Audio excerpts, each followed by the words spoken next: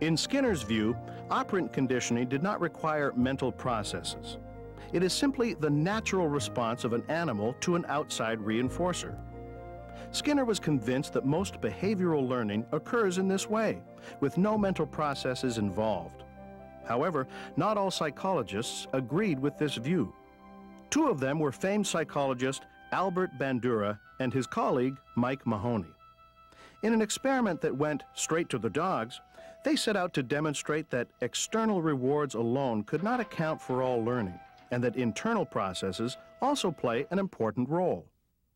Mike Mahoney and I decided that we could demonstrate that we could teach animals to be self-regulators.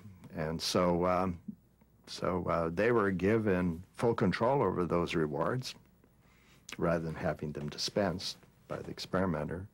And then in the true spirit of the Protestant ethic, we taught them that they should work before they reward themselves. So we have a study where a doggy enters a room and goes to an electric typewriter and types, and then goes over to the refrigerator and looks at his big supply of meat morsels and takes only one, and then goes back and does more typing. So this dog really supports a lot of productive activity without anyone being in the room regulating his behavior. But Albert Bandura was not the earliest psychologist to believe that Skinner's theory did not tell the whole story.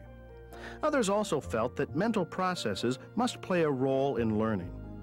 The first experiments to explore this were conducted by Edward Tolman, who discovered the phenomena of cognitive maps and latent learning. In the classical latent learning experiment, animals, rats, were put in a maze and allowed to wander around with no reward. Right? No reward. So they couldn't be learning anything according to any kind of a theory that says reward is necessary for learning. They couldn't be learning anything because they're not rewarded. Then one day after they've had a number of trials, you put food in the gold box and you say, now what will they do? Well, what he found is that the next day they behaved just like animals that had previously been rewarded on every single trial. So that demonstrated that learning had occurred, but it was hidden or was latent until it was drawn out by the reward. Let's watch Elena do that again. Her arms aren't here.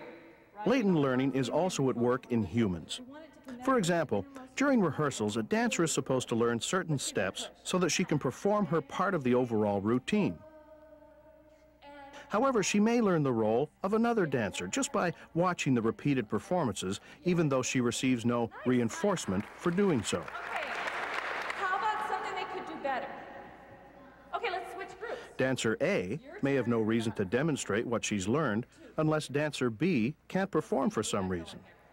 But if she's asked to step into the new role, dancer A will probably find that she already knows most of the routine.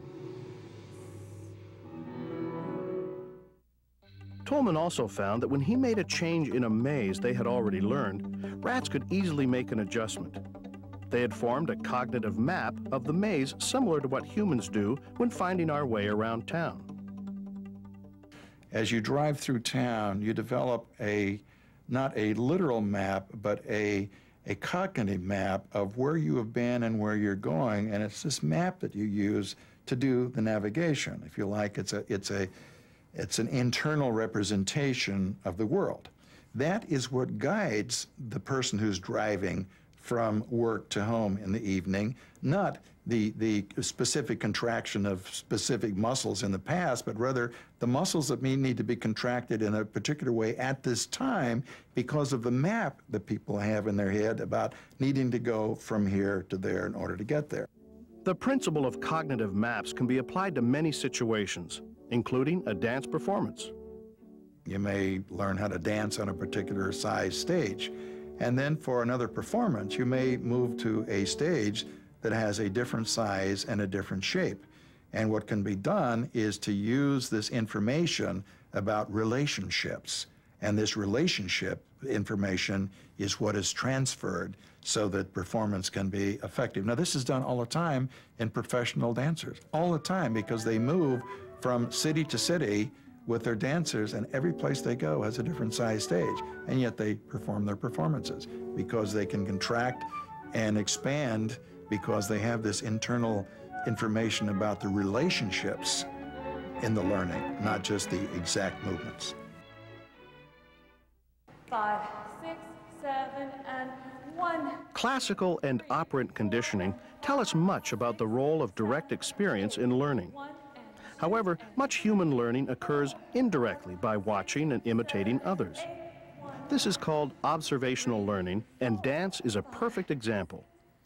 Well, observational learning is a process whereby people acquire attitudes, values, new ways of thinking and behaving by observing the actions of others and the consequences for them.